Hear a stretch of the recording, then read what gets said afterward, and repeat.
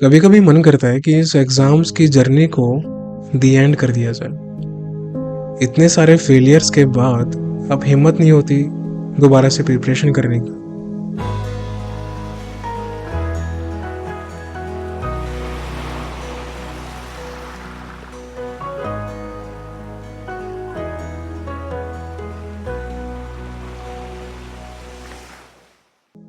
कब तक ये बैंकिंग एग्जाम्स या कोई भी एग्जाम्स क्यों ना हो, कब तक इस लूप में फंसे रहना है?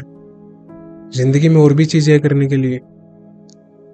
तो ये कुछ डाउट्स है जो आप सभी के दिमाग में रहते हैं। मेरे पास बहुत सारे डीएम भी आते हैं जहाँ पर स्टूडेंट्स अपनी अपनी प्रॉब्लम्स मुझे बताते हैं। किसी को फाइनेंशियल इश्यूज है, किसी को फिजिकल इश्यूज है, किसी को मेंटल प्रॉब्लम्स है, किसी को फैमिली में इश्यूज हो रहे हैं। तो आप एक चीज हमेशा याद रखना कि लाइफ में कुछ भी अचीव करने के लिए ना आपको केक वॉक जर्नी से गो थ्रू नहीं होना पड़ेगा। इतनी आसान नहीं है वो चीज हासिल करना। आपको फाइट करना ही होगा।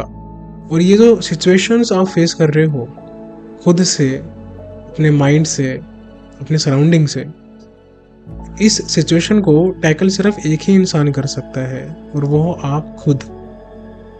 और आप भी तभी टैकल कर सकते हो जब आप अपने इस माइंड सेट को उस लेवल पे बिल्ड करोगे, फ्रेम करोगे कि आप हर एक सिचुएशन को टैकल कर सको।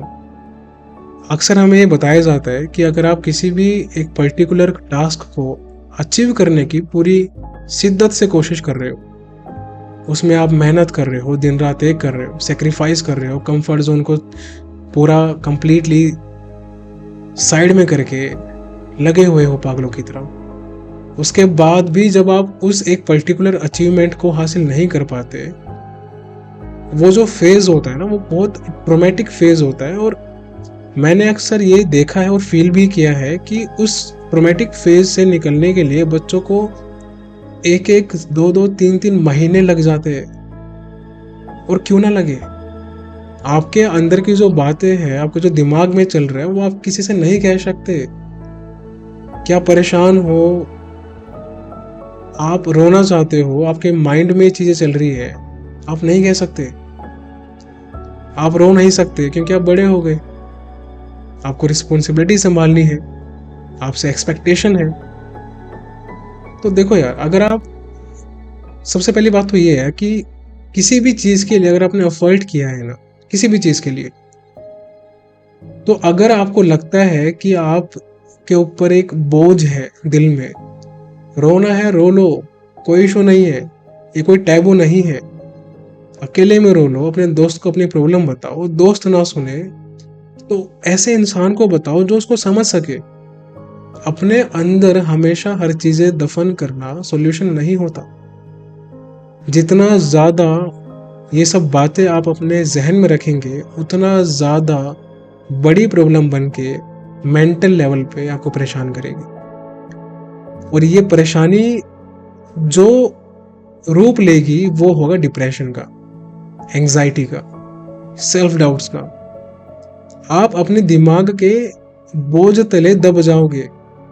कुछ करने का पोटेंशियल भी आप में होगा तो आप नहीं कर पाओगे। और ये आपको अच्छे से मालूम है, क्योंकि अगर आप कोई भी चीज करना भी चाहोगे तो आपका दिमाग आपको करना ही नहीं देगा। आपको हर एक मोमेंट पे, हर एक बात पे याद दिलाया जाएगा आपके दिमाग के जरिए कि यू आर अ फेलियर, आप में पोटेंशियल नहीं है। आपके दोस्त, आपके कलीग्स, आपके जानने वाले आपसे आगे निकल चुके हैं, अच्छा पैसा कमा रहे हैं, लाइफ एंजॉय कर रहे हैं, शादी कर रहे हैं, बच्चे कर रहे हैं, अच्छे लाइफ जी रहे हैं, थाउजेंड्स लैक्स की सैलरी उठा रहे हैं, आईफोन ले रहे हैं, अच्छे अच्छे ब्रांडेड क्लोथ्स पहन रहे हैं, लग्जरी एसेसरीज अफोर्ड कर रहे हैं, लेकिन आप नहीं कर रहे। तो सबसे पहली बात तो ये है कि आप पागल हो, मतलब you are an idiot person. अगर आपको ऐसा लगता है और अगर आपको ऐसा फील होता है ना कि आप पीछे रह गए, I am truly and I am honestly speaking कि you are an idiot person. आप बेवकूफ हो। आपको किसने सिखाया ही नहीं है जिंदगी में कि हर किसी का टाइम सेम नहीं होता और हर किसी के लिए सक्सेस की डेफिनेशन सेम नहीं होती। अगर आपने किसी एक पर्टिकुलर सेगमेंट में जाने के लिए मेहनत की है और अगर आप वहां पर नहीं जा पाए, अल्टीमेटली लास्ट में जाके, कोई इशू नहीं है, टेक इट इजी। अगर एक दरवाजा बंद हुआ है तो दूसरी खिड़की भी खुलेगी भाई, उसका वेट करो। लेकिन वो दूसरी खिड़की से निकलने की जो कैपेबिलिटी है वो उस इंसान में होगी जो इंसान मेंटल लेवल पे टफ होगा। अगर आपका माइंड सेट टफ नहीं है तो आपके लिए पूरा दरवाजा ही क्यों ना खोल दिया जाए, तब भी आपको डर लगेगा कि कहीं बाहर जाते गेट बंद ना हो जाए। तो डर किस बात का? आप कोई भी एग्जाम को या कोई भी लाइफ में किसी फेस को आप किस नजरिए से देखते हैं वो डिसाइड करता है कि आपकी लाइफ किस डायरेक्शन में जाएगी। अगर आप कॉम्पिटिटिव एग्जाम की प्रिपरेशन करने से पहले ये सोच रहे थे कि आप अफर्ट करोगे और with in 6 month, 1 year, 2 year आपको सक्सेस मिल जाएगी, तो देखो भाई, अगर आप बहुत ही लकी हो, खुशनसीब हो, तो आपकी मेहनत के साथ आपका लक मैच हो जाएगा। At last 99% is hard work and 1% is luck. और वो लक डिसाइड होता है आपके इंटरव्यू सेगमेंट में। अगर आप ऑफिसर लेवल की प्रिपरेशन कर रहे हो, चाहे बैंक हो, चाहे यूपीएससी हो, चाहे सीडीएस हो, सीएपीएफ हो, वो जो 1% है वो डिसाइड करता है कि आज आपका दिन है या नहीं है। वो जो 1% लक है ना, वो डिसाइड करता है कि आप इस पर्टिकुलर चीज में सक्सेसफुल होने वाले हो या फिर नहीं होने वाले। लेकिन वो 1% ये डिसाइड नहीं कर सकता कि आप में पोटेंशियल कितना है। और अगर मुझे कोई इंसान बोले आके, या आप भी मुझे बोलो कि सर मेरी किस्मत खराब है या मेरी डेस्टिनी ऐसी नहीं है कि मुझे वहां तक जाने दे, तो मैं आपसे यही बात बोलूंगा कि आपने मेहनत की है, सो बी प्राउड ऑन इट। आपने मेहनत किया, वहां तक गए। और जो इंसान मेहनत को अपनी आदत बना लेता है, सक्सेस को आज नहीं तो कल उसके कदमों में आके गिरना ही पड़ेगा, चाहे वो एग्जाम्स में हो, चाहे वो किसी भी फील्ड में क्यों ना हो।